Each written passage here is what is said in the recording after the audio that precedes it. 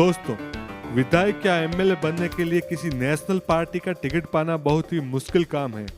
उसके लिए हाईकमान और छोटे से लेकर बड़े नेताओं की बहुत खिदमत करनी पड़ती है। लेकिन आज मैं आपको ऐसी सच्ची घटना बताऊंगा जिसमें कांग्रेस के 2 कार्यकर्ताओं ने विमान का अपहरण करके न केवल एमएलए का टिकट पा लिया बल्कि चुनाव जीतकर एमएलए भी बन गए। नमस्कार दोस्तों, स्वागत है आपका आपके अपने अनोखे चैनल बी सिंप्लीफाइड में।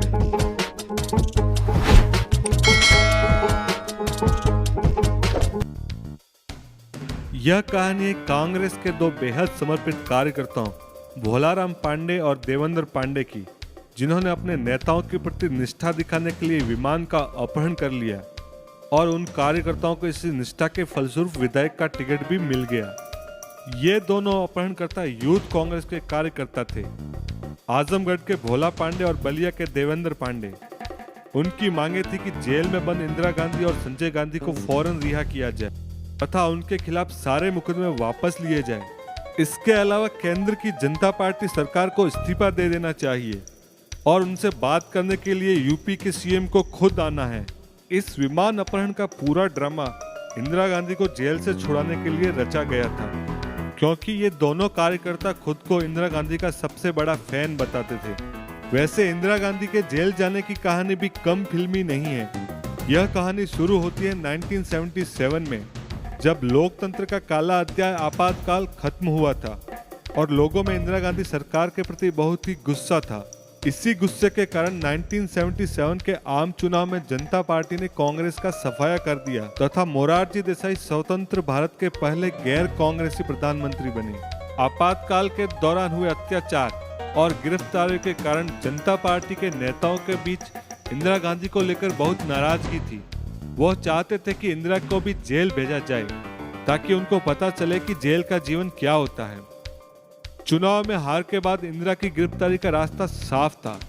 तत्कालीन गृह मंत्री चौधरी चरण सिंह तो उसी समय इंदिरा गांधी को गिरफ्तार करना चाहते थे, लेकिन उस समय के पीएम मोरारजी देसाई कानून के दायरे से बाहर जाकर कुछ भी करने को तैयार नहीं थे। उनका कहना था कि बगैर ठोस आधार के इंदिरा गांधी को गिरफ्तार नहीं किया जाए। ऐसे में चौधरी चरण सिंह किसी मजबूत केस की तलाश में थे। उनकी ये तलाश बहुत जल्द ही पूरी हुई जब उनको जीप स्कैम के रूप में एक मजबूत केस मिला। इंदिरा गांधी पर चुनाव प्रचार में इस्तेमाल की गई जीपों की खरीदारी में भ्रष्टाचार का आरोप लगा। रायबरेली में चुनाव प्रचार के लिए 100 जीपें खरीदी गई थी। उनके विरोधियों ने आरोप लगाया कि जीपें कांग्रेस पार्टी के पैसे से नहीं खरीदी गई है, बल्कि उसके लिए उद्योगपतियों ने भुगतान किया है तथा सरकारी पैसे का भी जमकर दुरुपयोग हुआ है।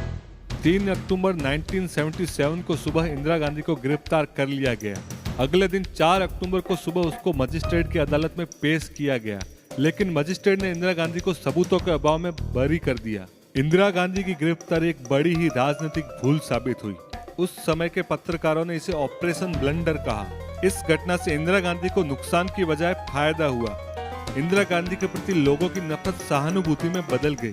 लेकिन विमान अपहरण की घटना इंदिरा गांधी जब दूसरी बार अरेस्ट हुई तब हुई। 19 दिसंबर 1978 में जब संसद की कार्रवाई से इंदिरा गांधी को निलंबित कर दिया गया था, तत्कालीन मोरारजी देसाई सरकार ने उसके बाद संसद सत्र जारी रहने तक के लिए इंदिरा गांधी को जेल भेज दिया था।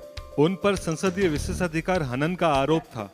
उन्हें तिहाड़ जेल के वार्ड नंबर 19 में रखा गया था। गिरफ्तारी के बाद तकरीबन हफ्ते भर तक इंदिरा गांधी दिल्ली की तिहाड़ जेल में बंद रही। इंदिरा गांधी की गिरफ्तारी से पूरे देश में अराजकता फैल गई। 21 दिसंबर को कोलकाता में संसद की विशेषाधिकार समिति के चेयरमैन समीर गुहो के घर पर बम फेंका गया।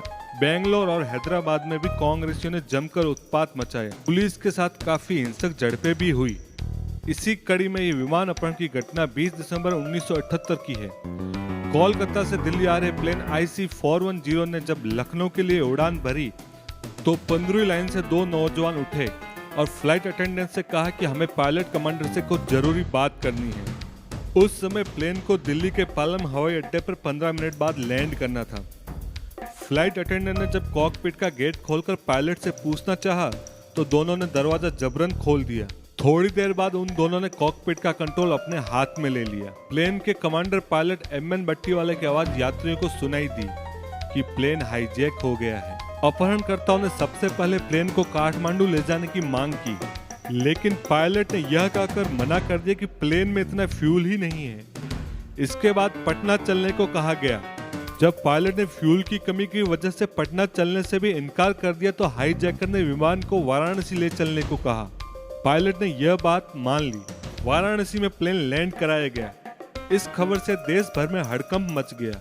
वाराणसी एयरपोर्ट पर मीडिया का जमावड़ा हो गया। यूपी के तत्कालीन मुख्यमंत्री राम नरेश यादव, पुलिस आईजी और चीफ सेक्रेटरी वाराणसी पहुंच गए।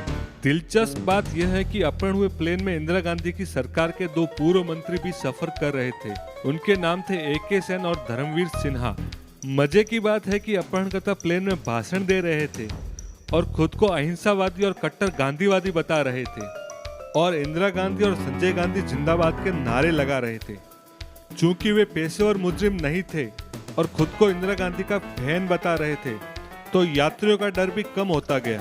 अब अपहरणकर्ताओं की बात सीएम राम नरेश यादव के साथ शुरू हो गई थी। उनके कहने पर कुछ महिलाओं और बच्चों को भी छोड़ दिया गया था। इसी बीच कुछ यात्रियों ने बंद प्लेन में दम घुटने और बदबू की शिकायत की तो अपहरणकर्ताओं के कहने पर पायलट ने पीछे का गेट खोल दिया। मौका देखकर उसमें से भी कुछ यात्री कूदकर भाग गए। अभी कहीं जाइएगा मत, इस सच्ची घटना का फिल्मी क्लाइमैक्स तो अभी बाकी है। एक अपहरणकर्ता के पिता वाराणसी एयरपोर्ट पर पहुंच गए। उन्होंने वायरलेस के जरिए अपने बेटे से अपील की। अपील का जादुई असर हुआ। दोनों हाईजैकर प्लेन से बाहर निकल गए। बाहर आते वक्त भी वो इंदिरा गांधी जिंदाबाद के नारे लगा रहे थे। मजे की बात है कि उनके पास जो पिस्तौल थी वो एक टॉय गन थी तथा जिसे ग्रेनेड बताकर वो यात्रियों को डरा रहे थे, असल में वो एक क्रिकेट बॉल थी। दोनों को गिरफ्तार करके जेल भेज दिया गया। जिस वक्त ये अपहरण कांड हुआ, संसद भी चल रही थी। अगले दिन संसद में जमकर हंगामा हुआ। कांग्रेस के R वेंकटरमण और वसंत साठे ने इस अपहरण को सिर्फ एक मजाक करार दिया। आपसी लड़ाई की वजह से जब 1980 में जनता पार्टी सरकार गिर गई तो 1980 में आम चुनाव हुए। उसी दौरान यूपी में भी विधानसभा चुनाव हुए तो दोनों अपहरणकर्ताओं को इंदिरा गांधी के प्रति निष्ठा दिखाने का इनाम मिला और दोनों को कांग्रेस पार्टी ने अपना टिकट दे दिया। और भारतीय लोकतंत्र के क्या ही कहने, दोनों ने चुनाव भी जीत लिया। दोनों ही 2-2 बार विधायक रहे और दोनों को संगठन में बड़े पदों पर रखा गया। तो दोस्तों, इसे क्या कहेंगे, भारत के लोकतंत्र की खूबसूरती या हमारे सिस्टम की कमी जिसमें अपहरणकर्ता भी MLA बन सकते हैं। तो कैसी लगी आपको ये जानकारी और किन विषयों पर आप वीडियो देखना चाहते हैं, हमें कमेंट बॉक्स में कमेंट करके जरूर बताएं। आपके अपने चैनल बी इन्फीफाइड में।